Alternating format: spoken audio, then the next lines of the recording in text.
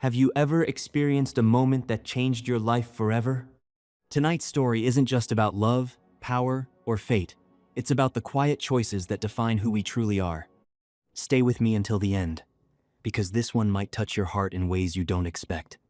If you believe stories can move people, don't forget to like and subscribe, and tell me in the comments where you're watching from. I'd love to hear from you. A mafia boss was taking his fiancée to dinner until he saw his ex pushing a stroller with twin boys on a Chicago sidewalk. Sterling Ashford adjusted his Patek Philippe watch as he guided his midnight black Rolls-Royce Phantom through downtown Chicago. The late afternoon sun laid down golden streaks across the leather interior, lingering there, warming the seams and edges. And in that softened light, it revealed the woman beside him, Priscilla Whitmore, 29, with platinum blonde hair swept into an elegant chignon, designer sunglasses resting on her aristocratic nose. She was everything a man in his position should want: beautiful, connected, uncomplicated by emotions. Priscilla said that her father had invited 300 guests to the engagement party, and as she spoke, she checked her reflection, making sure nothing in the glass betrayed even a trace of strain. She added that all the important families would be there. Sterling's steel blue eyes stayed fixed on the road. At 37, he had learned that alliances were built on strategy, not sentiment, and the lesson had settled into him like a second spine. His relationship with Priscilla was 6 months old, not a romance, a merger, and he preferred it that way. After watching his own father die because he trusted the wrong person, Sterling had learned that feelings were liabilities. Love was a weakness. Family was a target. The traffic light turned red. Sterling stopped the car. "I appreciate how focused you are." Priscilla touched his hand. "No distractions. No complications." "In our world, distractions get people killed," he replied, the crosswalk filled with evening pedestrians. Sterling watched them absently, his mind already on the meeting after dinner. Then something made him focus. A woman pushing a double stroller through the crowd, dark brown hair in a practical ponytail. A simple coat, clearly not expensive. She moved with the careful precision of someone carrying precious cargo. Sterling's breath caught, even from a distance. Even with her head down, he knew that profile. The curve of her neck, the way she walked. Iris Brennan, the woman he had pushed away 24 months ago. Iris paused as one baby began to fuss. She leaned over the stroller, humming something soft. The baby quieted immediately. Then Sterling saw them clearly. 2 boys. Twin boys with dark hair. One looked up, and even from this distance, Sterling could see it. Steel blue eyes. His eyes. Sterling. Priscilla's voice came from far away. The lights green. Cars honked behind him. Iris disappeared around a corner with the stroller, but the image burned in his mind. Twin boys, about 1 year old. 24 months since he ended things with Iris. The timing was now tragically clear. Sterling's hands shook on the wheel, a sensation foreign to a man whose grip had never faltered. Not when he seized his father's empire at 25, nor when he eliminated those who stood in his way. But now, they were betraying his composure. "Do you know that woman?" Priscilla asked. Sterling didn't answer.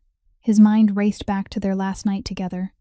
Iris in his arms, whispering about wanting a real future, a home, children. He had been brutal. "Men like me don't get families. Families are targets. I can't give you that life." She had nodded quietly. The next morning, her resignation was on his desk. Her apartment empty. Her number disconnected. No tears. No accusations. Just dignity. But now Sterling realized something. Her quiet acceptance wasn't peace. It was protection. She had been hiding something. Hiding them. He pulled into the restaurant's valet parking, hands still unsteady. Priscilla checked her lipstick, oblivious. She represented everything he had chosen. Alliance without attachment. Power without vulnerability. So why did his chest feel hollow? Why did seeing Iris with those babies make his empire feel meaningless? One question echoed in his mind. What if those boys were his sons? What if the life he avoided was the only one worth living? What if the woman he pushed away had needed him more than he ever knew? What would you do in Sterling's position? Chase after her for the truth? Or forget what you saw and protect the alliance you've built? If this story moves you, hit like and share it with someone who believes in second chances. Subscribe to Secrets Narrated so you never miss another journey into the heart. The signature room sat on the topmost floor of the building, the kind of place where the most powerful people in Chicago came not only to eat, but to be seen. Sterling sat across from Priscilla at a VIP table by the window, with the whole city spread beneath them like a carpet of light. But he could not see any of it. Not the glittering towers, not Lake Michigan, dark as ink in the night, not even the woman seated in front of him. His mind was still standing at that crosswalk, where Iris had bent down to soothe a crying baby. Priscilla was talking about the guest list, about which families had to be invited to show respect, about how her father had reserved a special section for allies from the East Coast. Her voice came to him like a low buzzing from some other world. Sterling nodded at the right moments, offered sounds of agreement when they were expected, but his eyes were empty. The appetizer was served and then taken away, untouched. The main course arrived, and he picked up his knife and fork, only to set them down again without cutting a single bite. In his head, memories from 24 months ago surged in like a tide. Iris's small apartment in Pilsen, a place without expensive furnishings, yet always warm, always carrying the scent of fresh flowers. The last night they were together, candlelight trembling on the table, Iris curled in his arms, her fingers tracing invisible lines across his chest. She had whispered in a voice full of hope that she wanted a real future, that she wanted marriage, children, a small family they could call their own. Sterling had gone rigid. He remembered fear flooding through him when he heard those words. Not fear of Iris, but fear of himself. Fear that he would become weak, fear that he would place her in the sights of enemies who never stopped watching. He had told her, in a cold voice, that family was a weakness, that in his world people killed the ones he loved to bring him down, that he could not give her what she wanted, and never would. Iris did not cry. She did not beg. She did not scream or smash anything. She only nodded slowly, her amber eyes holding his as if she had known the answer all along, yet still needed to hear him speak it. The next morning, a white envelope sat on Sterling's desk, with her resignation inside. Her apartment had been cleared out as though no one had ever lived there. Her phone number no longer existed. She vanished from his life so cleanly it was frightening. And Sterling, instead of searching, had ordered Griffin to block every old number, to cut off every line of contact, to erase every trace of that relationship, as if it had never happened. Now, sitting in this lavish restaurant, Sterling recalculated the time. 2 long years. If Iris had been pregnant when they split, she would not have known right away. Maybe a few weeks later, when she noticed the change in her body, she tried to reach him, but his number had been blocked. Every path to him had been sealed shut. She had faced the pregnancy alone. She had given birth alone. She had raised 2 children alone for more than a year now. Priscilla's voice, sharp and cool, cut through his thoughts. She said his name. She said she had asked him 3 times, and did he even hear her? He blinked and looked at her as if only then realizing she was there. He said there was something urgent. He stood so abruptly that the chair scraped across the wood floor. He said he had to go. Priscilla stared at him. She protested that it was the middle of dinner, that they had not even ordered dessert, that she wanted to know what was going on. But Sterling was already walking out without looking back. His hand pulled out his phone even as his feet carried him quickly toward the elevator. He dialed Griffin, the man who was always ready, no matter the hour, no matter the day. He told him to find everything on Iris Brennan. He wanted her current address, her work, her finances, her medical records, everything. He wanted it before 6 in the morning. Griffin did not ask why. He never asked. He said he understood.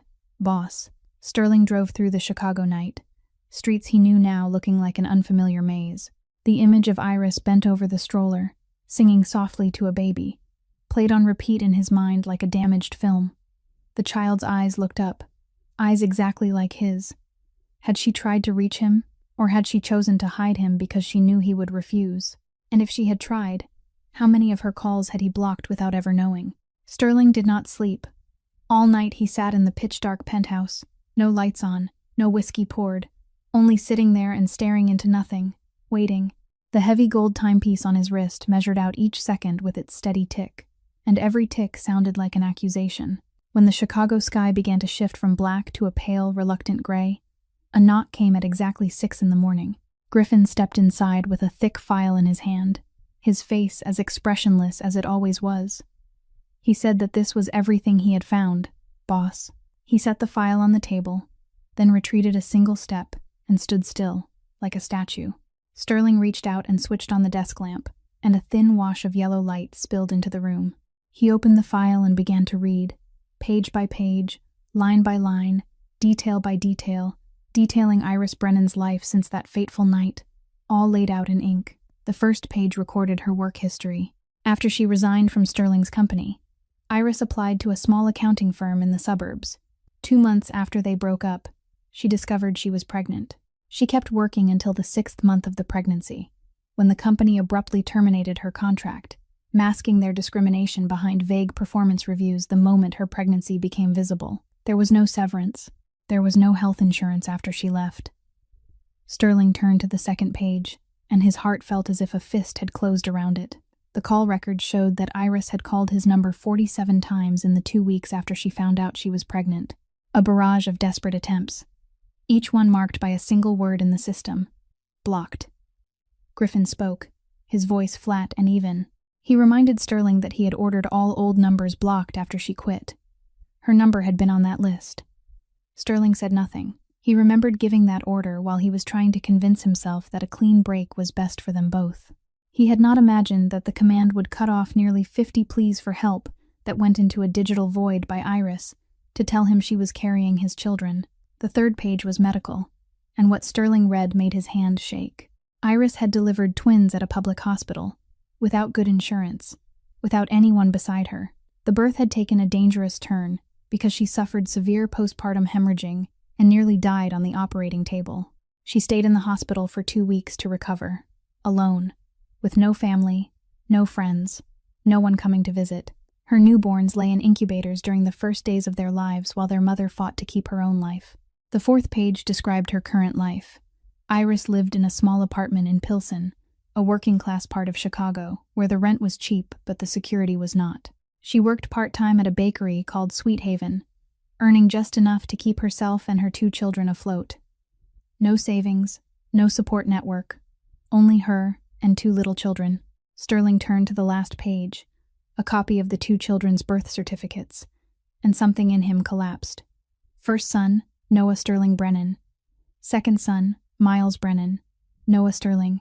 She had given his name to her firstborn son, the woman he abandoned, the woman whose calls he cut off. The woman who nearly died giving birth to his children alone in a public hospital had placed his name into the life of a child he did not even know existed. Sterling's hand stopped on that line. He read it again and again, as if his eyes could not be trusted. Noah Sterling Brennan. She had kept a piece of him close even after he had pushed her out of his life without mercy. Griffin stood in silence, watching, saying nothing. He had worked for Sterling long enough to know when silence was the only correct thing. Sterling rose and walked to the window, looking down at Chicago waking beneath him. The city he ruled, the empire he built, all of it suddenly felt meaningless beside that thin piece of paper. His voice went rough when he spoke. He said she had reached out to him desperately, dozens of times, only to be met with total silence. For the first time in many years, Sterling Ashford, the most powerful mafia boss in Chicago, felt himself guilty. Not guilty for crimes committed in business, not for the ruthless decisions he made to protect his empire, the ones he could accept and live with every day. Guilty toward the woman he once loved, and toward the 2 children he did not know existed. 2 children who had grown up without a father, while their father lived in silk and glass, only a few miles away. He turned back to Griffin, and in his eyes there was something the bodyguard had never seen before. Pain. He told Griffin to arrange for him to see her. Today.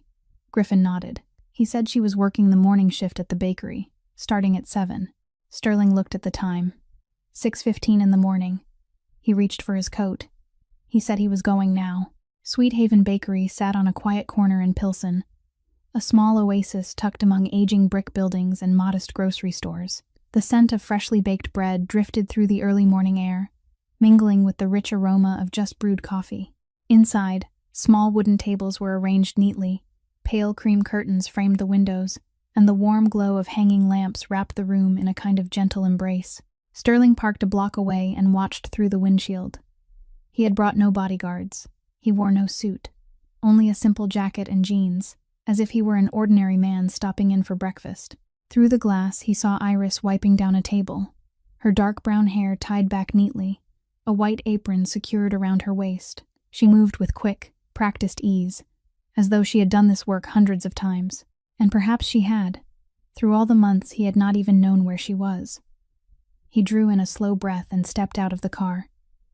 The bell chimed as Sterling pushed the door open. Iris turned with the professional smile she reserved for customers, and that smile froze the instant she recognized the man standing in the doorway. 2 long years compressed into a single look. Her amber eyes widened for a fraction of a second, then steadied, becoming calm in a way that felt almost frightening. She inhaled, lifted her chin, and asked in a voice stripped of emotion what he would like to order. Sterling stepped closer, his heart pounding as if he were facing his most dangerous enemy, rather than the woman who had once slept in his arms. He said her name. She cut him off at once. She said she was working, and if he was not a customer, he should leave.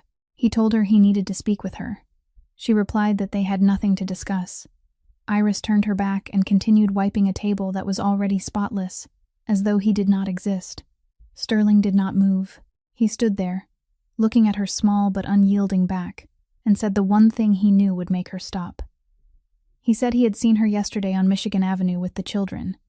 Her hand stilled in mid-motion. She did not turn around, but her entire body went rigid.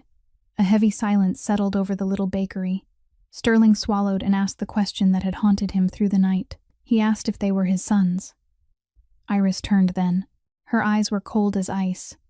None of the warmth left of the woman who had once whispered about family dreams in the dark. She said they were her children, and that he had given up the right to be their father 24 months ago. Sterling felt as though he had been struck, but he did not step back. He said she had not told him she was pregnant. Iris let out a short, humorless laugh, bitter and edged with scorn. She asked if he truly believed she had not tried. She said she had called him relentlessly, day and night. In those first 2 weeks, she asked if he knew what she heard each time. She stepped closer, her voice rising. She said the number you are trying to reach has been blocked, a cold, automated rejection that played on a loop while she stood there holding her pregnant belly, not knowing what she was supposed to do. Sterling stood motionless. There was nothing to defend. No words could erase the weight of every unanswered plea he had systematically silenced. Iris went on, her voice trembling with restrained emotion. She stepped closer, her eyes flashing with 2 years of buried pain. He wanted a clean break, Sterling, and he got one. She spat, the name feeling like a curse. He wanted me gone, and I disappeared. But you don't get to stand here now and demand a father's rights. Every single one of those unanswered cries for help was a plea you systematically silenced. You surrendered your place in their lives the moment you chose silence over us. The door at the back opened and an older woman stepped out. Jolene Murphy, the owner, 55 years old with silver hair pinned neatly and sharp, watchful eyes. She sensed the tension at once and moved to stand beside Iris in a protective posture. She asked if there was a problem. Jolene looked Sterling up and down with the wary gaze of a mother bear guarding her young. Iris drew a steadying breath and said there was no problem and that the customer was leaving. It was dismissal, clear and final.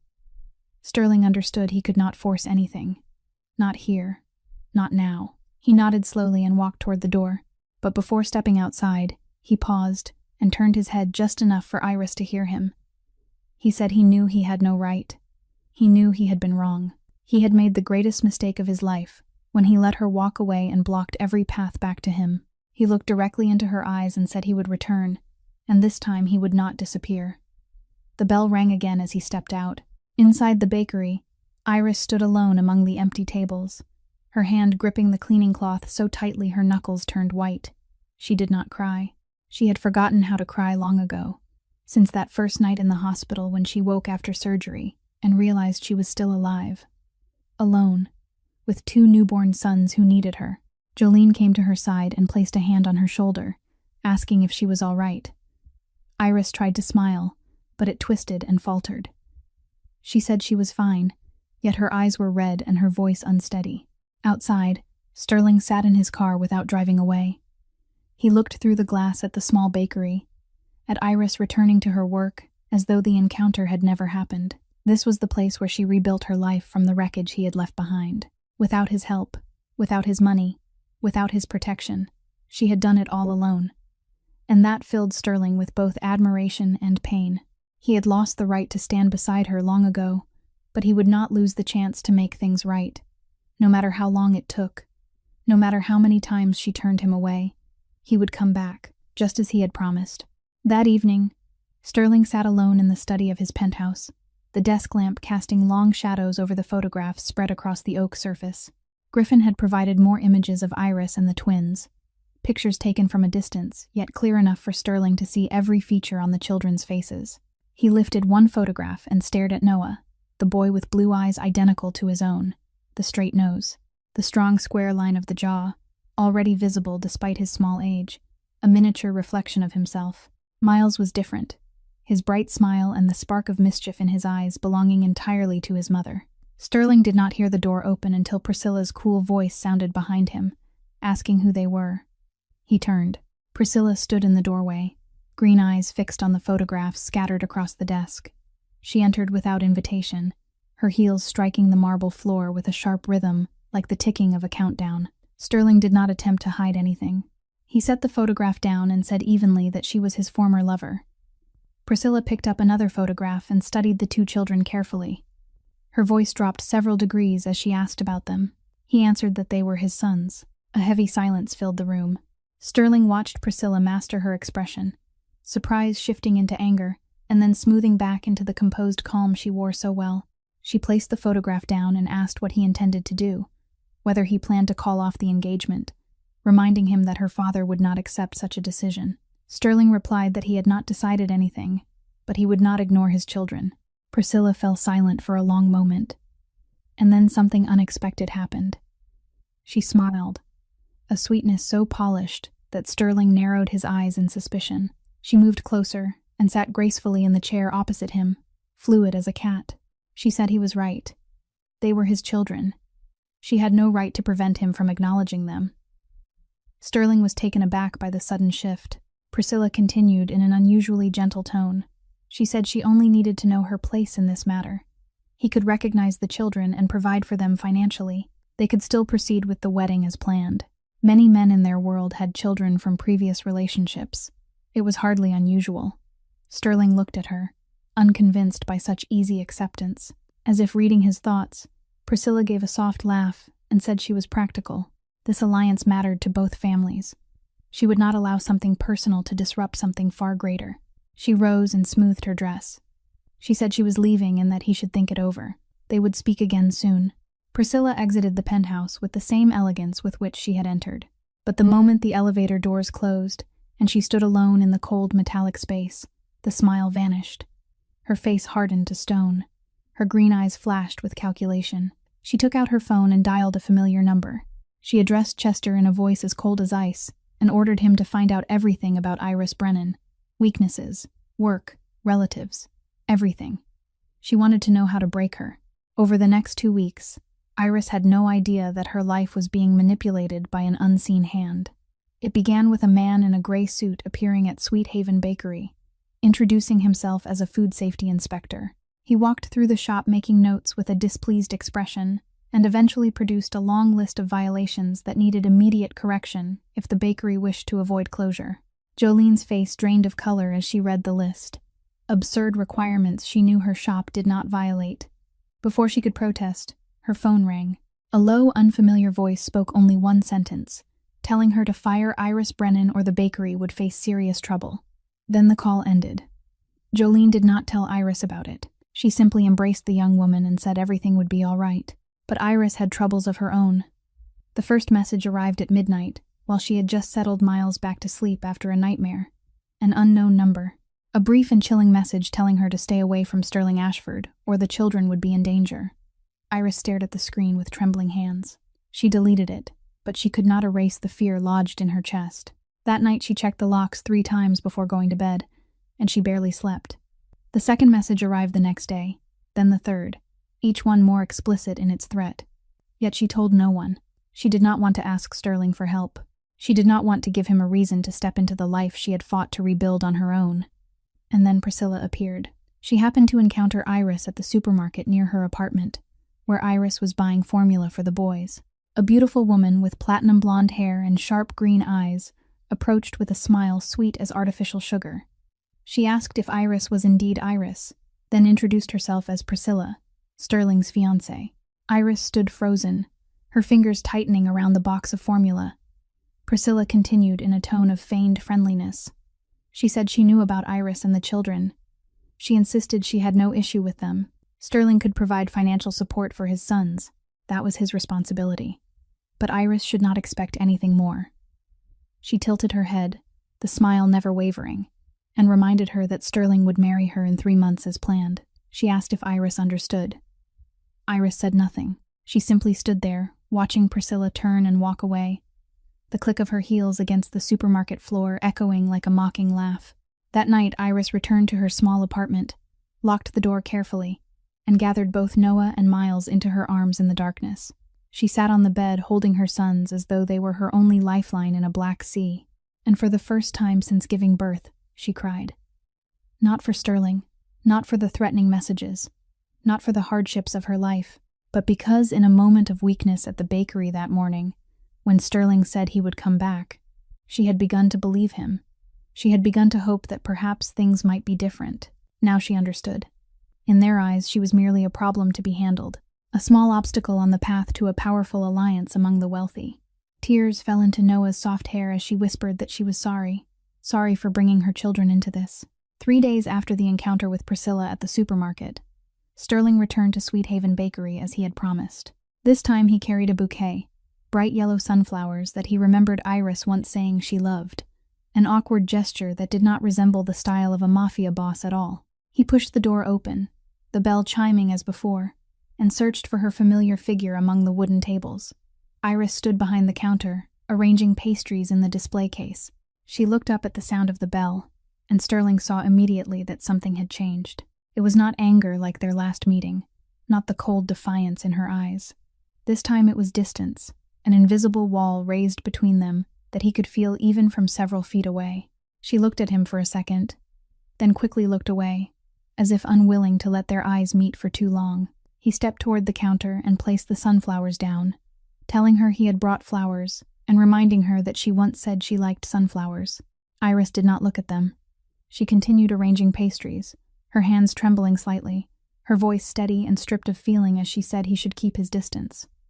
Sterling froze. This was not the reaction he expected. He could face anger, but this indifference unsettled him. He asked what had happened. He said he understood her anger before, that she had every right to it, but today she was different. She cut him off and said nothing had happened. She had simply reconsidered. He began to remind her that she had said he could come back. She interrupted again and said she was wrong. This time she lifted her gaze, and her amber eyes no longer held fire. There was only exhaustion, and something buried deep that looked like fear. She told him that financial support through lawyers would be enough, and that they did not need to see each other. Sterling stepped closer, trying to catch her eyes. He asked why, at least to give him a reason. He thought they had moved past this. Iris turned her face toward the window, avoiding him.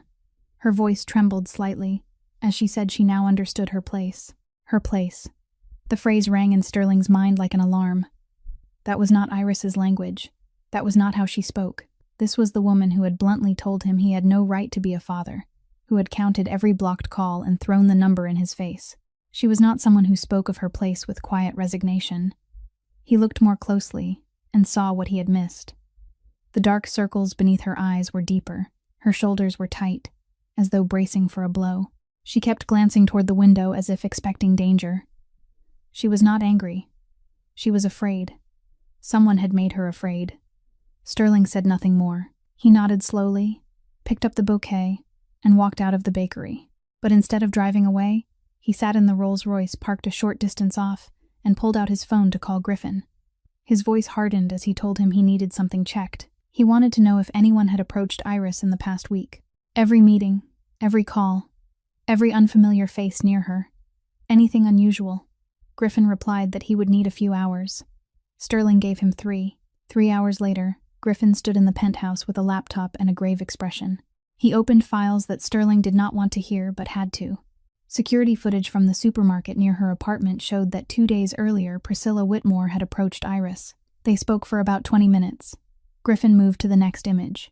Threatening messages had come from a disposable phone number traced back to a registration under Chester Vance. Sterling repeated the name in a low, dangerous tone. Chester Vance was one of Priscilla's men. Griffin confirmed it. There was more.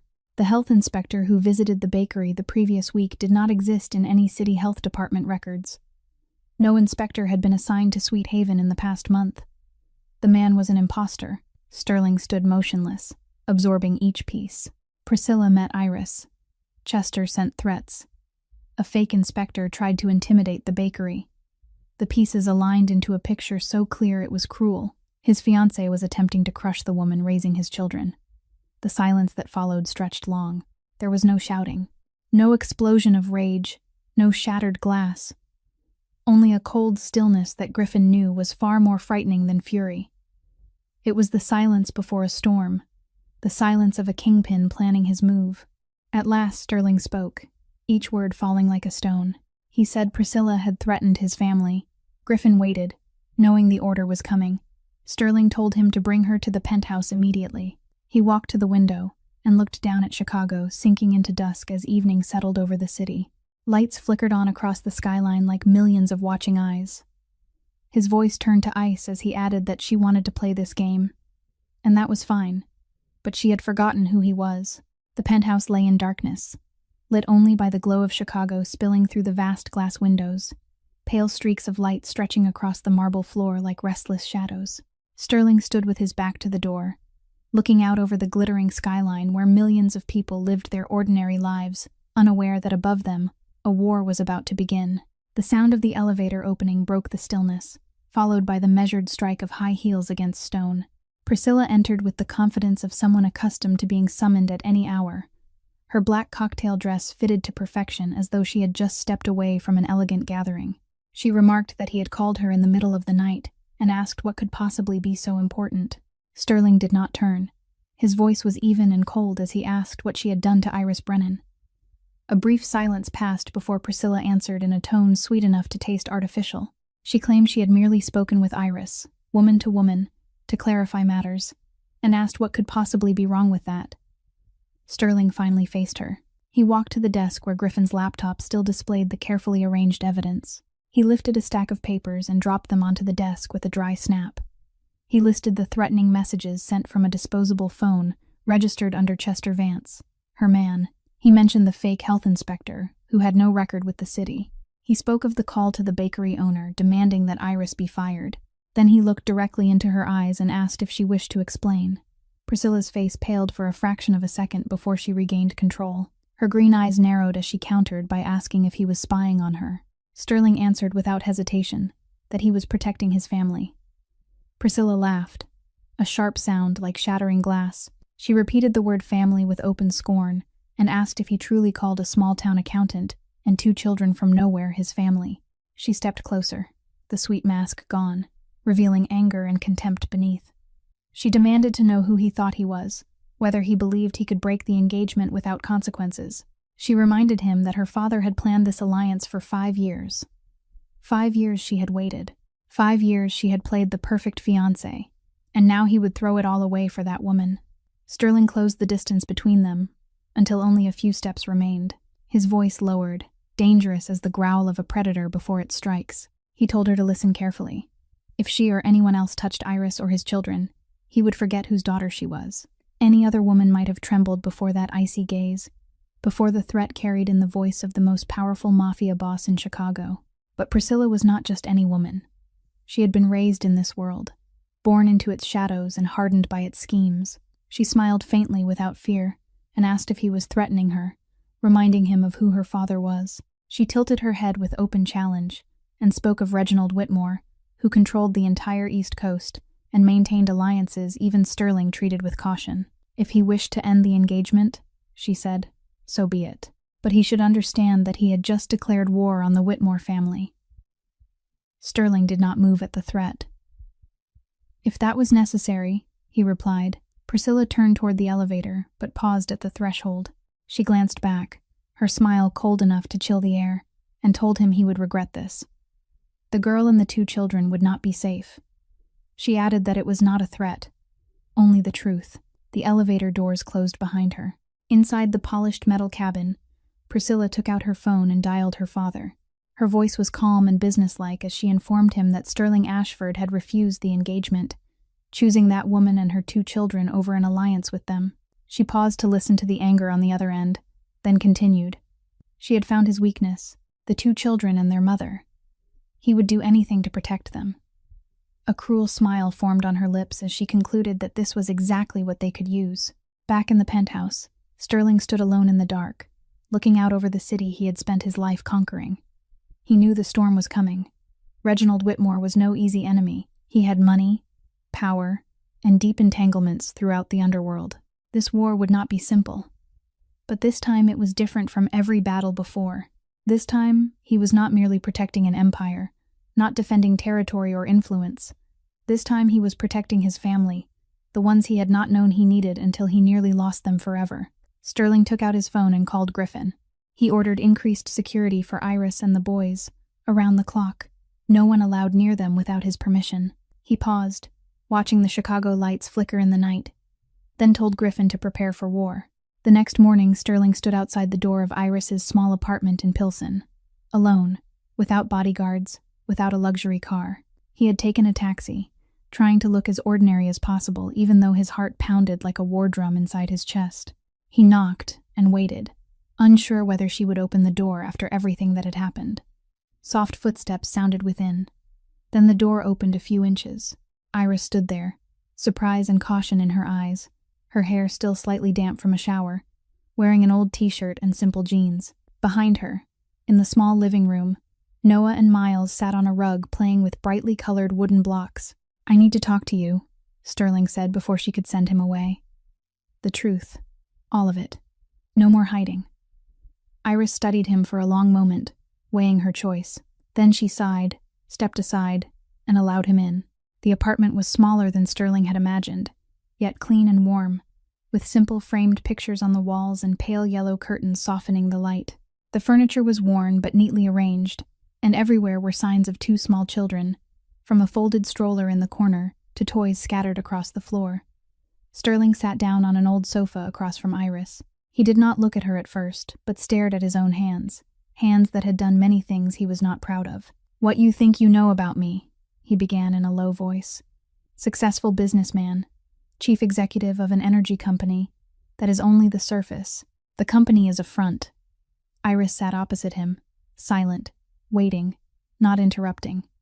Sterling drew in a deep breath and continued. "I run the Chicago underworld. The men who call me boss are not corporate employees. They are," he paused, searching for a word that would not poison the air further. "You understand?" He finally lifted his gaze, prepared to see fear or disgust in her eyes. But Iris did not look shocked. She nodded slowly, her expression strangely calm. "I have suspected for a long time," she said evenly. "No one has that many bodyguards just for business. No one holds meetings at 2 a.m. No one has that look in his eyes when he talks about competitors." Sterling stared at her in surprise. She continued, "I am not foolish, Sterling. I chose not to ask. Because at the time," her voice softened, "I thought I loved you." The words struck him like a blade twisting in his chest. She had known, or at least suspected, and she stayed. She loved him knowing he was not a good man, and he had pushed her away. "Priscilla," Sterling went on, pulling himself from the ache rising inside. "My fiancée, she is the one who threatened you. The messages, the fake inspector, all of it was arranged by her." "I know," Iris replied without surprise. "She introduced herself to me at the supermarket." Sterling's jaw tightened. She will not stop.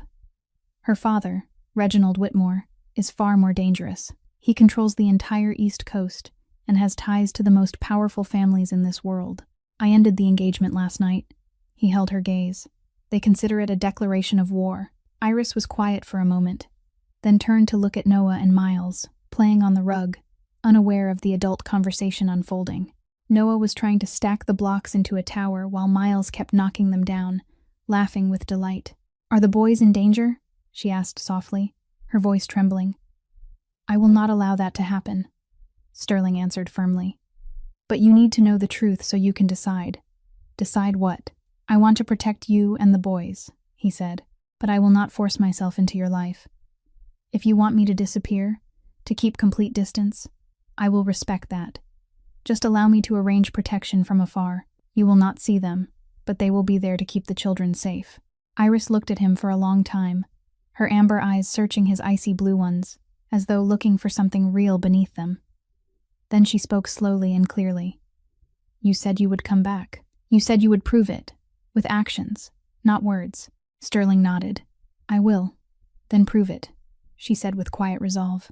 Not with money, not with bodyguards, not with power or things you can buy. Prove it by being present. Every day, like an ordinary father. She glanced toward the boys. Noah does not know what a father is. Miles does not know what it feels like to be held by his father. If you want to be their father, start with the smallest things, not grand promises.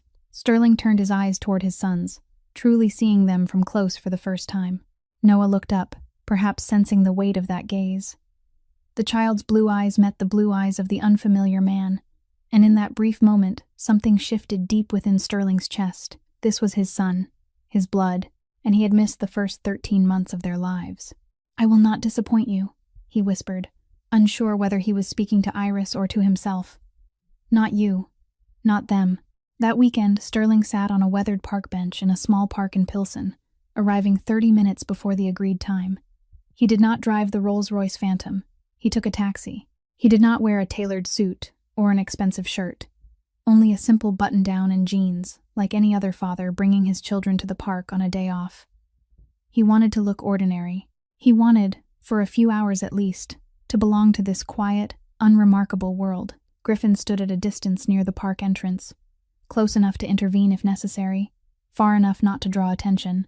It was a compromise between the protective instinct of a crime boss and the fragile hope of a man meeting his children for the first time. He sent his security detail to circle the block, needing to prove to Iris he could be just a man, even while his world watched from the shadows. Sterling checked his watch for the 10th time, his foot tapping restlessly against the dirt. He had faced the most notorious mobsters without a tremor. He had made life-and-death decisions with steady hands. Yet now he felt like a nervous teenager waiting for a first date.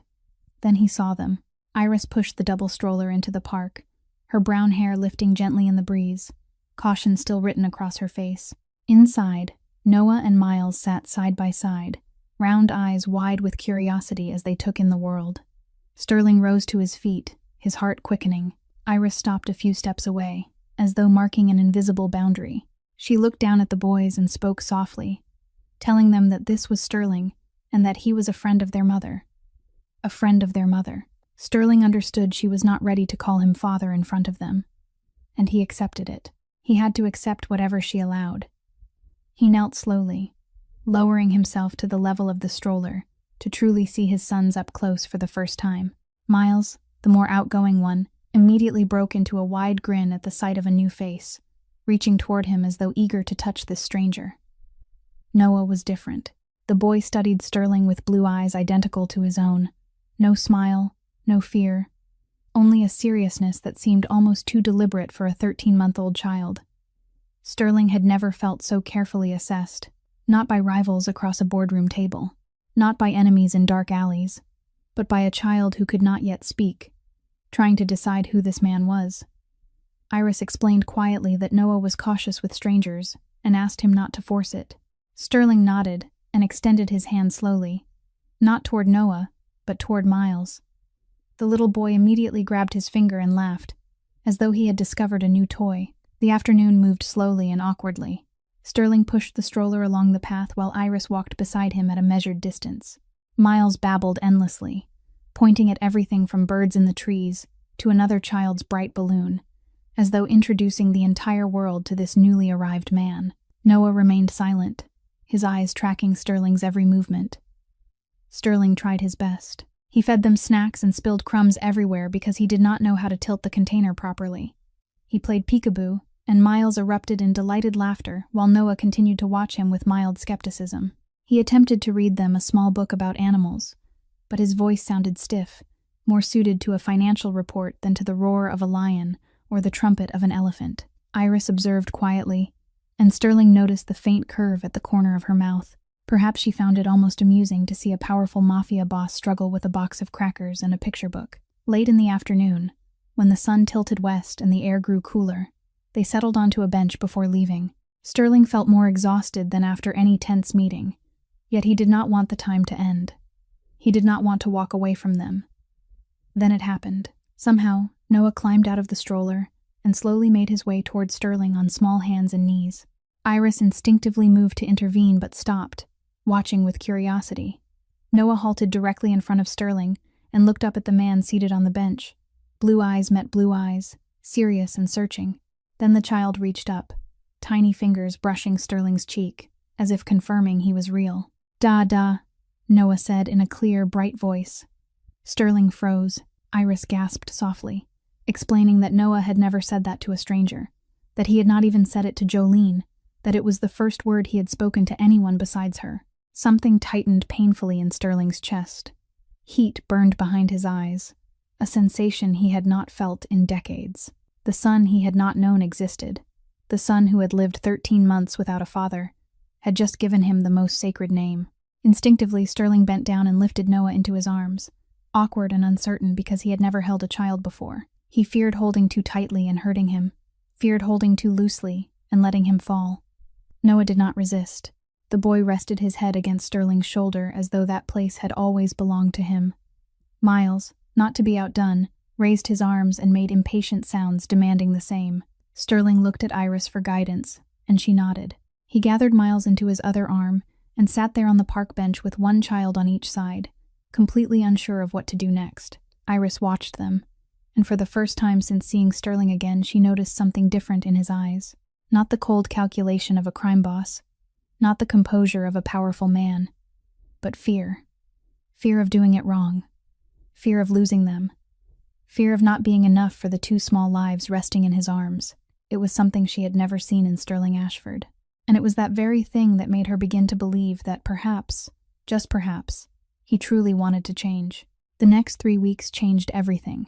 Sterling Ashford, the most powerful mafia boss in Chicago, the man who commanded respect across the entire underworld, began learning how to be a father from nothing. In the first week, he arrived at Iris's apartment every morning before she left for work, wearing a simple shirt and jeans instead of a 3-piece suit, ready for whatever task he was given. Sterling's first attempts at fatherhood were a disaster. Diapers ended up lopsided, adhesive tabs refused to stick, and he constantly forgot the basics. It took a full week of patient endurance and a lot of mockery from Miles before he finally secured a diaper correctly. He called Griffin immediately, his voice carrying the pride of a man who had just completed a major operation. Griffin paused before responding in his usual even tone, offering congratulations, boss, though Sterling could hear the restrained amusement beneath it. In the second week, he learned how to prepare formula. He misjudged the proportions 3 times in succession, once too diluted, once too thick, once with water too hot. Noah rejected the bottle and cried as though under torture, leaving Sterling momentarily helpless. But he did not quit. He tried again, and again, and again. On the 5th night, when Noah finally finished a bottle prepared by his hands and fell asleep in his arms, Sterling looked down at his son as if he had conquered the world. The 3rd week brought the harshest test. At 3 a.m, Iris's phone rang. Sterling's voice came through, telling her that Miles had a fever and that she should keep sleeping because he had it handled. She did not return to sleep. She lay in bed listening to his footsteps moving back and forth through the apartment, the sound of running water, the low murmur of his awkward reassurances to a restless child. She slipped quietly into the living room and saw him seated on the sofa with Miles in his arms, a damp cloth resting on the boy's forehead. Sterling wiped him down whenever the temperature rose, checked it every hour, and did not close his eyes once. By morning, the fever broke. Iris found Sterling asleep in the chair, Miles resting peacefully against his chest, one small hand wrapped firmly around his father's finger. She stood there for a long time watching them, and something within her began to soften. In those weeks, Iris discovered many things about Sterling she had never expected. He declined an important meeting with business partners because he had promised to take the boys to the park. He memorized the lullaby she used to sing, off-key and uncertain, yet Noah and Miles loved it anyway. He remembered that Miles favored the blue teddy bear, and that Noah preferred books with pictures of cars. He stopped wearing expensive suits when he visited, choosing clothes that could easily be washed because he knew they would be covered in milk, drool, and crumbs. One night after the boys were asleep, Iris and Sterling sat together in the small living room. The light was dim, the apartment quiet except for the steady breathing of Noah and Miles drifting from the bedroom. Iris looked at him and said he was different from the man she once believed him to be. Sterling did not meet her gaze but studied his hands, hands that had recently learned to hold a child, to change a diaper, to mix formula. He said he was still the same man. Only now there was an added part. She asked what part. He was silent for a moment, before answering that it was the part that wanted to be worthy of them, worthy of her. The silence that followed was not heavy but understanding. Iris said softly that she was beginning to believe he had changed. Sterling shook his head slowly. He said he had not changed. He had finally become the man he should have been from the beginning, if he had not been so afraid 24 months earlier, if he had not pushed her away. Iris watched him for a long time, her amber eyes reflecting the dim light. Then she did something that stole his breath. She reached out first and placed her small hand over his. She did not speak. She simply touched him. It was the first time she had touched him since they reunited. Sterling did not move, scarcely dared to breathe, afraid any motion would break the fragile moment. Outside the window, Chicago remained lit and restless as always, but inside the small apartment in Pilsen, amid the scent of formula and the soft breathing of 2 sleeping children, something had begun to mend. The old wounds were not fully healed, yet at least they had stopped bleeding. 2 weeks after the night Iris reached for Sterling's hand, the darkness they had tried to outrun finally arrived. Sterling was seated in the conference room of his penthouse across from Pierce and several trusted associates. The news was not good. Reginald Whitmore had begun to move. A warehouse at the port had been set on fire. 2 longtime partners had abruptly severed ties. Rumors spread that Whitmore was reaching out to other families in an effort to isolate Sterling completely. The war had begun before Sterling had finished preparing for it. Meanwhile, in the small apartment in Pilsen, Iris had just laid Noah and Miles into their cribs after singing them to sleep. The clock read 9 in the evening. The night felt quiet, ordinary. Griffin stood watch outside the building as usual, his car parked at the corner with a clear view of both the main entrance and the back door. He noticed the unfamiliar vehicle the moment it pulled into the alley. A black SUV without license plates, idling too long, no one getting out. He lifted his phone, ready to call Sterling, when 3 men stepped from the vehicle and moved directly toward Iris's building. He pressed call while already running from his car toward the entrance, telling his boss that 3 men were approaching the apartment and that he was going in. Inside, Iris was picking up toys when she heard footsteps in the hallway. Not the casual shuffle of neighbors returning late. Several sets of steps. Quick, intentional. The instinct of a single mother living in an unsafe neighborhood told her something was terribly wrong. She did not think. She acted. She ran to the bedroom, lifted both Noah and Miles, even though they were fast asleep, hurried into the bathroom, locked the door, and slid down against the far wall with both children pressed tightly against her chest. The front door burst open with a crack like thunder splitting the night. Wood splintered, hinges tore free. Heavy footsteps searched the apartment. Objects were knocked over, cabinet doors thrown open. Low male voices issued commands to one another. Noah woke, eyes wide in the darkness, his mouth opening to cry. Iris placed her hand gently over his lips and whispered as steadily as she could, for him to be quiet for her. Noah stared at her as though he understood the seriousness in her eyes and fell silent. Miles continued sleeping, unaware of the chaos beyond his blanket. The footsteps drew closer to the bathroom. Iris held her sons tighter, her heart pounding so violently she thought it might break free from her chest. She prayed for anything, anyone, as long as her children would be safe. Then the sounds outside the bathroom erupted, fists striking, bodies slamming into walls. A muffled groan, swift, efficient, not prolonged. Then silence, a silence more terrifying than the noise before it. A knock sounded on the bathroom door. Griffin's voice came through, telling her it was safe and asking her to open the door. She did not unlock it immediately. She had learned not to trust easily. She waited. Griffin understood. He spoke the password Sterling had given her earlier, a meaningless phrase known only to 3 people. He had insisted she memorize a safety password, just in case, even as she tried to push him away. Only then did she stand on shaking legs and unlock the door. 15 minutes later, Sterling stormed into the apartment like a hurricane. He saw the shattered front door, the overturned furniture, and his heart seemed to stop for a single breath before his legs carried him to the bathroom. Iris sat in the corner, still holding both children, trembling uncontrollably. When she looked up and saw him, every wall she had built collapsed at once. Sterling dropped to his knees and gathered all three into his arms. He said nothing. He simply held them as though they might disappear if he let go. Iris felt him trembling, not from cold but from fear. The hands that had never shaken while making ruthless decisions now shook as they wrapped around her and the boys. She lifted her eyes and saw his were wet, the icy blue no longer cold, but red and shining with tears. For the first time in her life, she saw Sterling Ashford truly afraid. He apologized in a voice rough with strain, saying it was his fault, that his world had touched her and the children, that he was sorry. Iris did not accuse him. She did not scream or push him away. She only asked if the boys were all right. Sterling checked Noah and Miles carefully and gently, then asked if she was hurt. She nodded that she was fine, and then she began to cry. It was the first time she had cried in front of him, the tears she had held back for so long finally breaking free.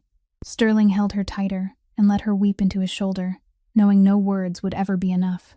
When she calmed, he told her she needed to leave this place and come live with him.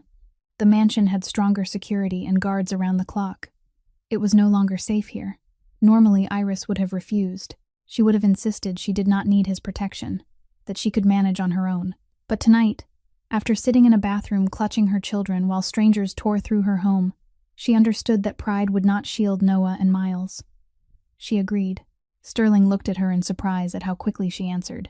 She told him she was not agreeing for him but for the boys. If being with him meant greater safety for Noah and Miles, she would go. That night, Griffin and the security team escorted Iris and the children to the mansion in the Gold Coast. In the car, Miles slept in Iris's arms, while Noah rested against Sterling. Midway through the ride, Noah opened his eyes, looked up at his father with clear blue trust, then closed them again as if completely at peace, as if the child were saying he believed in him. Sterling looked down at his son and whispered too softly for anyone to hear that he would protect them at any cost. Sterling's mansion in the Gold Coast overwhelmed Iris from the moment she stepped through the towering iron gates. A marble staircase curved upward to the second floor. Ceilings soared high above with crystal chandeliers scattering light like fragments of stars, and every room was larger than the small apartment where she had lived for more than a year. Sterling led her to a bedroom on the second floor, near his own yet set at a respectful distance. The room held wide windows overlooking the garden, a king-size bed dressed in white linen, and a double crib already placed in the corner for Noah and Miles. He told her gently that this was her home now, and that she could change anything she wished. Iris looked around and realized the room had been prepared with care, from the framed artwork to the rocking chair by the window meant for late-night lullabies. This was not something arranged in a few frantic hours after an attack. Sterling had done this earlier, perhaps from the moment he learned his sons existed. The boys adapted to the new house faster than their mother did. Miles toddled through the halls on unsteady legs, exploring every cabinet, every drawer, every door.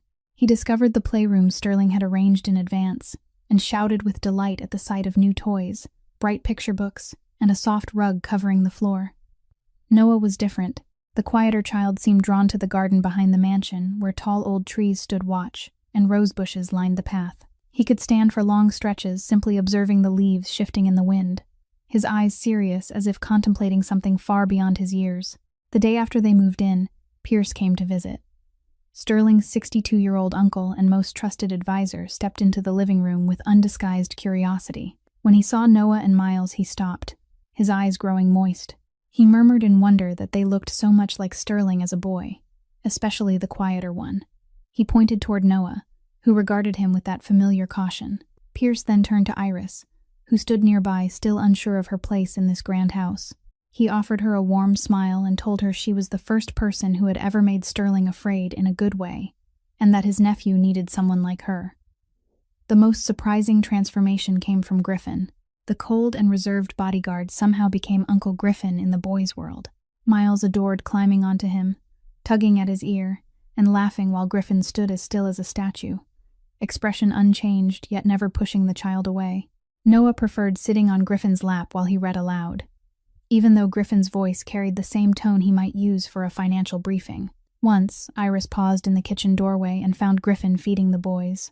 His face remained stern, but his hands moved with unexpected gentleness, as he lifted a spoon toward Miles and wiped porridge from Noah's cheek. She watched for a long time and understood for the first time why Sterling trusted this man with his life. About 2 weeks after moving in, Miles developed another fever. It seemed to happen often with the lively child whose small body was still building strength. Sterling and Iris took turns through the night, one watching while the other slept briefly.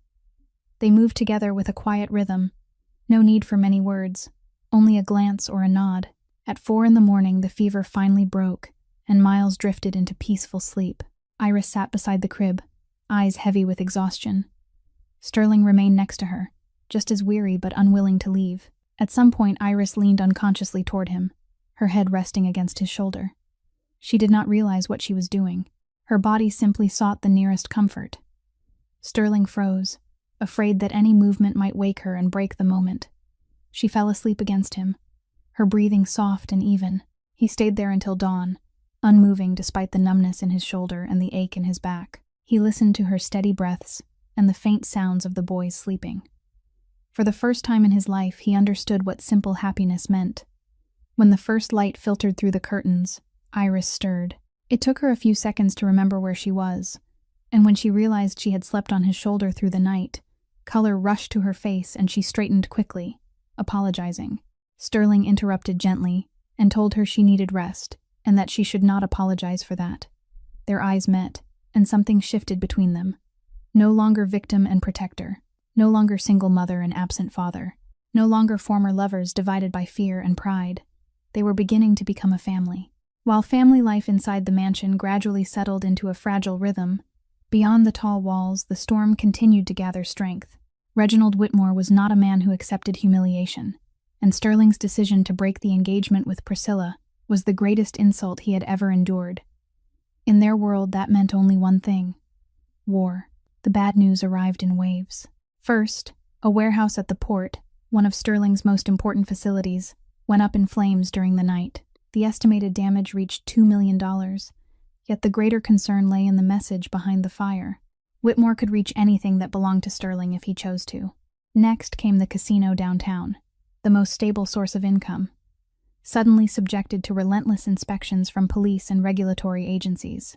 Whitmore had people within law enforcement, something Sterling had always known, yet he had not expected such open use of that influence. Finally, longtime business partners began withdrawing. Some politely declined future cooperation. Others disappeared without explanation. Griffin investigated and discovered that Whitmore had contacted each of them personally, offering threats too persuasive to ignore. Sterling called an emergency meeting in the study of the mansion. Pierce, Griffin, and Monty, his personal attorney, gathered around the table with grave expressions. No one spoke for the first few minutes. The air felt heavy, charged like the sky before a violent storm. Monty broke the silence. Whitmore was forming alliances with smaller families, promising to divide Sterling's territory among them if they stood with him. The objective was clear: total isolation. Pierce, ever calm and perceptive, exhaled slowly and said that if a full-scale war erupted, both sides would suffer deeply. And then his eyes drifted toward the hallway that led to Iris's room and the nursery at the far end. He did not finish the sentence. He did not need to. Sterling nodded slowly. There would be no full-scale war. Not now. Griffin looked at him, waiting. Then what is your move? Find a way to end this without bloodshed, Sterling replied, his tone steady but firm. Whitmore has secrets.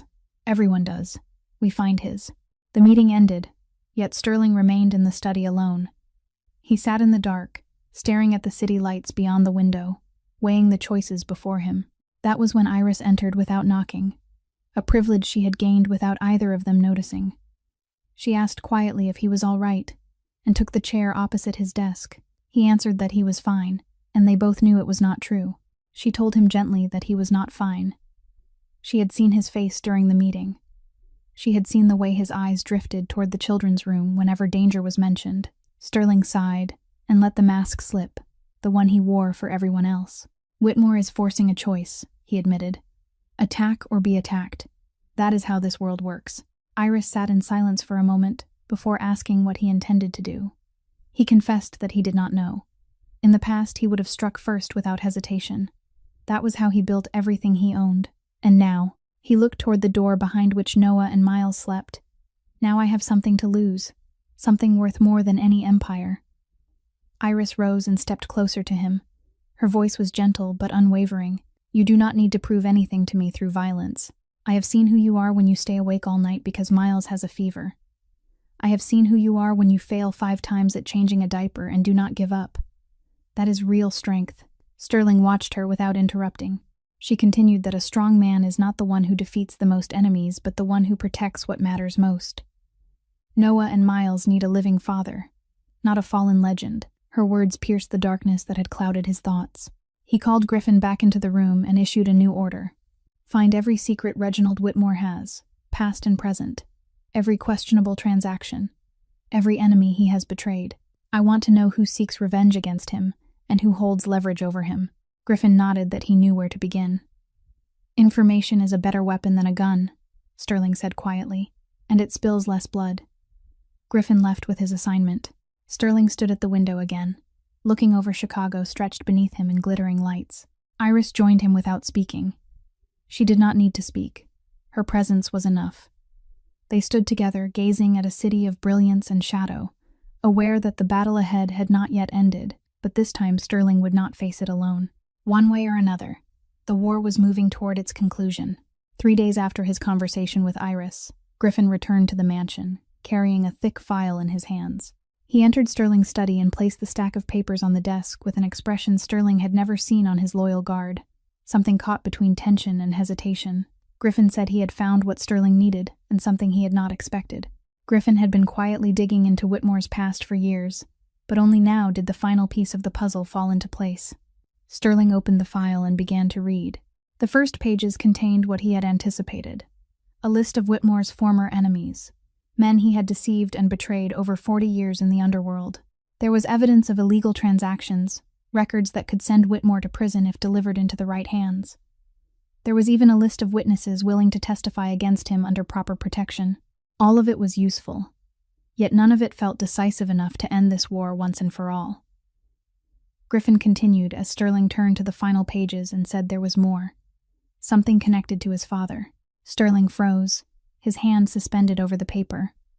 Griffin drew a steady breath before speaking again. 12 years ago, your father was betrayed and killed. You always believed it was a minor rival seeking territory. But I found a witness who was there that night and is still alive. Griffin paused as though weighing the burden of the next words. The man behind it was Reginald Whitmore. The room seemed to congeal around them.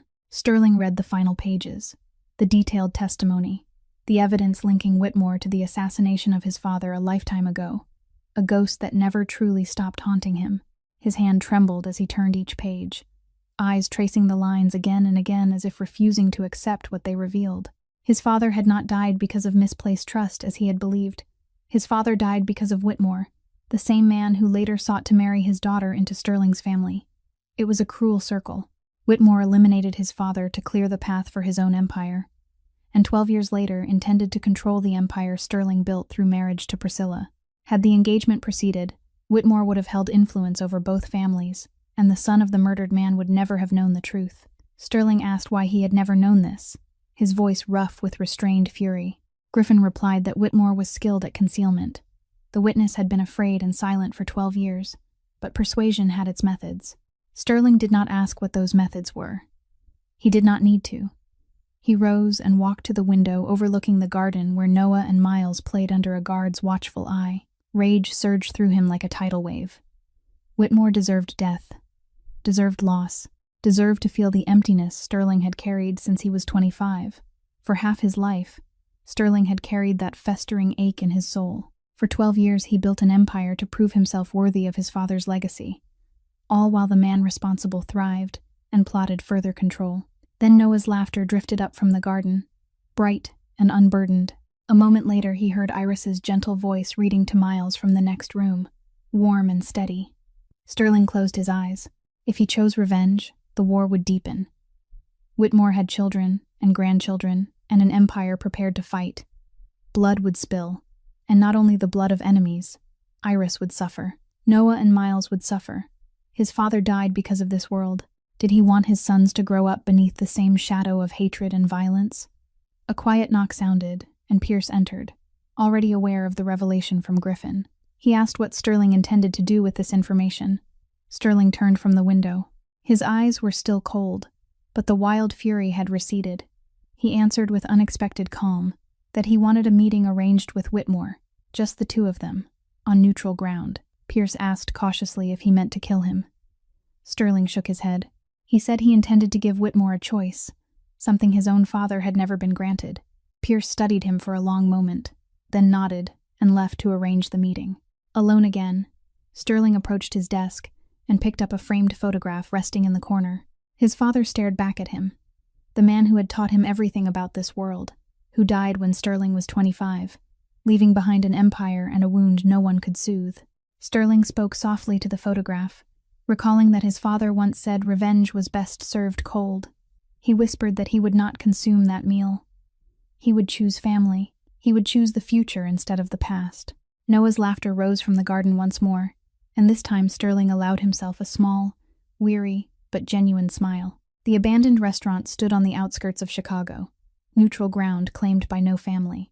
It had once been an elegant Italian establishment before closing several years earlier, and now only dust covered the tables. Chairs were stacked in corners, and shadows filled every hollow space. Sterling arrived 15 minutes early, alone, carrying no visible weapon. Griffin parked several blocks away, prepared to intervene if necessary. But this was a meeting between two men, and Sterling intended to honor the unspoken code of their world. He sat at a table in the center of the room where moonlight slipped through dirty windows just enough for them to see each other, and waited. Footsteps echoed from the back entrance at the exact agreed time. Reginald Whitmore entered, 60 years old, silver hair combed neatly back, hawk-like eyes sweeping the room before settling on Sterling.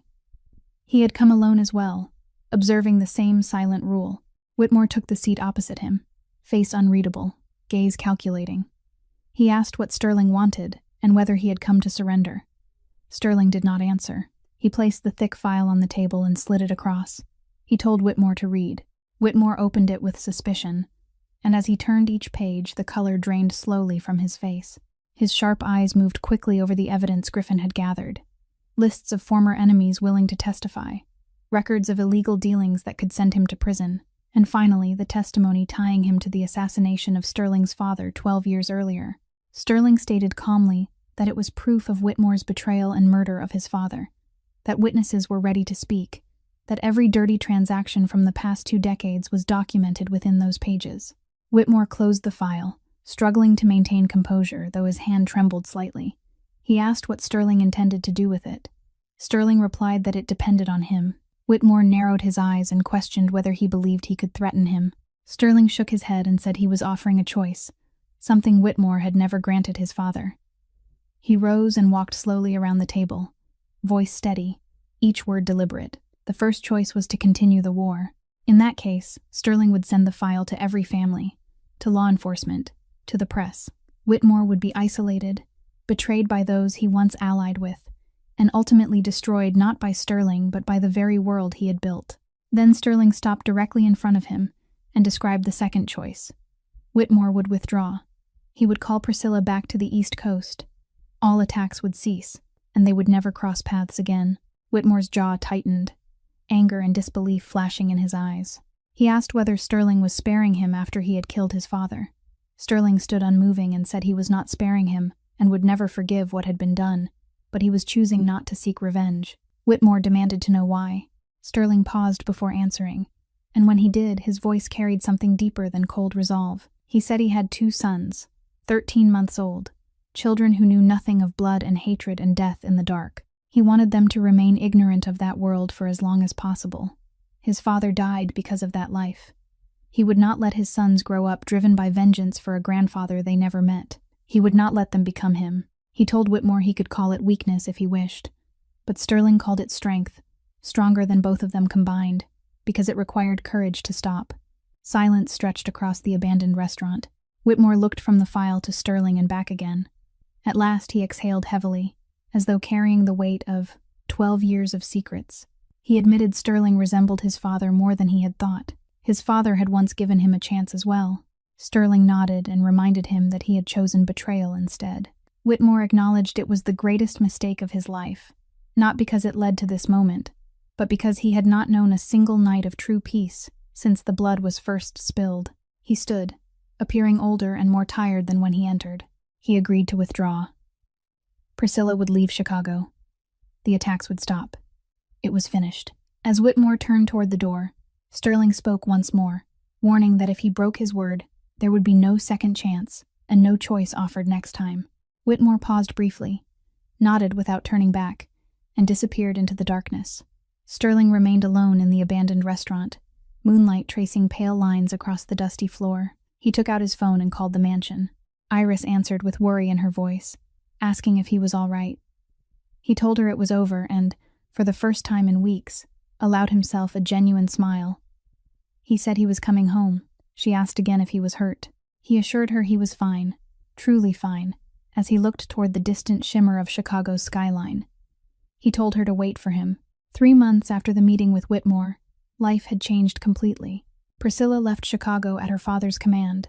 There were no more threatening messages, no counterfeit inspectors, no shadows lingering in the night. Whitmore kept his word. All attacks ceased, and the two families existed in silence, as if they had never known one another. Sterling began shifting most of his operations toward legitimate enterprises, a slow but steady transformation. He was still Sterling Ashford, still powerful and influential, yet the darkness was gradually giving way to light. Noah and Miles were nearly 18 months old, and talking more each day. Dad became their favorite word, repeated hundreds of times, until Sterling believed he would never tire of hearing it. Noah grew less reserved, sometimes even bursting into laughter when Sterling lifted him high into the air. Miles remained as spirited as ever, running through the mansion and forcing Griffin to chase after him like a reluctant bodyguard turned babysitter. Iris opened a small bakery of her own, not in Pilsen but on a quiet street near the mansion. Sterling provided the initial investment, and she insisted on repaying it, refusing to accept it as a gift because her pride would not allow that. Jolene came to work beside her, and together the two women built a warm place filled with the scent of fresh bread and hot coffee. The Gold Coast mansion was no longer a refuge, but a home, with toys scattered across polished floors, children's laughter echoing down the hallways, and the smell of home-cooked meals drifting from the kitchen each evening. One afternoon, Sterling asked Iris to dress nicely without offering an explanation. She looked at him with suspicion, but complied, wearing the simple, pale blue dress he once told her suited her best. Jolene arrived to watch the boys, smiling mysteriously when Iris asked where they were going, and simply telling her to go, and that the children would be fine. Sterling drove her not to a fine restaurant or a grand hotel as she expected. Instead, he parked somewhere familiar, the small park in Pilsen, where they had first reunited with the boys, where Noah first called him Dad. Iris looked around in the soft glow of the park lights. She asked why they were there. Sterling took her hand and led her to the old stone bench. He told her this was where he first became a father, where Noah said Dada, and he realized he wanted to be worthy of that word. This was where everything began. They sat together on the same bench where he once held both sons in his arms, unsure what to do next. He reached into his jacket pocket and took out a small box. Not a red velvet case from an expensive jeweler, but a worn wooden box, softened by time. Inside rested a simple gold ring, old and unadorned, without a large diamond or elaborate design. Iris looked at the ring, and then at him, her eyes widening. He explained it had belonged to his mother, the only thing she left before she died of illness when he was young. His father kept it until his death, and Sterling had held on to it for 12 years without knowing what to do with it. He rose and knelt before her, eyes steady in the gentle park light. He told her she had given him what he did not know he needed: family, purpose, a reason to become better. He admitted he was not perfect, that he carried a dark past he could not erase, that he had abandoned her when she needed him most, blocked every attempt she made to reach him, left her alone to give birth and nearly die. He said he would spend the rest of his life making amends if she allowed it. He lifted the box and asked whether she would give him the chance to stand beside her for the rest of their lives. Tears slipped down Iris's cheeks, yet she was smiling, brighter than he had ever seen. She said he already knew the answer. He told her he wanted to hear her say it. She answered yes, 1,000,000 times yes. Sterling slid his mother's ring onto her finger, and it fit as though it had always belonged there. He rose and drew her up with him, and they kissed beneath the soft park lights, their first kiss since finding one another again. The kiss of two people who had walked through fire and met on the other side. When they parted, Iris laughed through her tears and said the boys would disrupt the wedding, that Miles would run everywhere, and Noah would refuse to wear proper clothes. Sterling laughed, light and free. He said he was looking forward to it. They sat back down on the bench, hands intertwined, gazing across the quiet park. Somewhere in the distance, Chicago remained loud and restless, a city alive with secrets and danger. Yet here, in this moment, there were only two people and the promise of a shared future. Sterling whispered his thanks and squeezed her hand. She tilted her head and asked what for. He answered that it was for not giving up on him, for granting him a second chance he did not deserve. 2 years after the evening of the proposal in Pilsen Park, the life of the Ashford family had changed completely. On a warm Sunday afternoon, Sterling pushed a double stroller along a gravel path in one of Chicago's great parks. Inside were the newest set of twins, 2 little girls named Fiona and Pearl, 6 months old, with hair soft as silk and amber eyes like their mother's. Ahead of him, Noah and Miles, now 4 years old, chased each other across the wide green lawn, their bright laughter carrying through the air. Iris sat on a picnic blanket beneath a large oak tree, watching her family with the most contented smile she had ever worn. Noah suddenly stopped and ran back toward Sterling, breathless from play, asking to be picked up. Miles followed immediately, unwilling to be left behind, insisting that he be lifted too. Sterling bent down and gathered them both into his arms, one child on each side, even though they weighed twice as much as they had the first time he held them in that small park years ago. He pretended to groan and asked whether they were trying to finish him off. Noah laughed and declared that his father was strong, the strongest of all. Just then, Fiona began to cry in the stroller, and as if by instinct, Pearl joined her sister in protest. Iris rose, brushing grass from her dress, and said it was feeding time, telling Sterling to set the boys down. He did, and told them to help their mother. They ran to Iris, but instead of helping, they tangled around her legs while she tried to retrieve bottles from the bag. Miles stumbled and spilled a box of cookies across the blanket, and Noah attempted to clean up by stuffing them into his mouth. Iris laughed helplessly while Sterling watched the chaos unfold. In that moment, he remembered the man he used to be. He once believed power was everything, that bank accounts and the fear of others defined a man's worth. He once believed family was a weakness, the place where enemies could strike to bring him down. He once believed love was a luxury a mafia boss could not afford, because loving someone meant giving them the power to destroy him.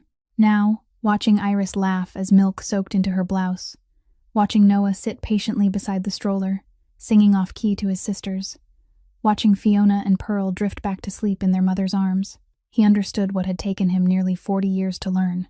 Family was not weakness. Family was the reason to be strong. When the babies were asleep again, and Noah and Miles were busy chasing butterflies, Iris came to sit beside Sterling on the blanket. She rested her head on his shoulder, a gesture now as natural as breathing. She asked quietly whether he ever regretted choosing this life, whether he regretted giving up power and empire for midnight feedings and diaper changes at 3 a.m. Sterling smiled, peaceful and unburdened.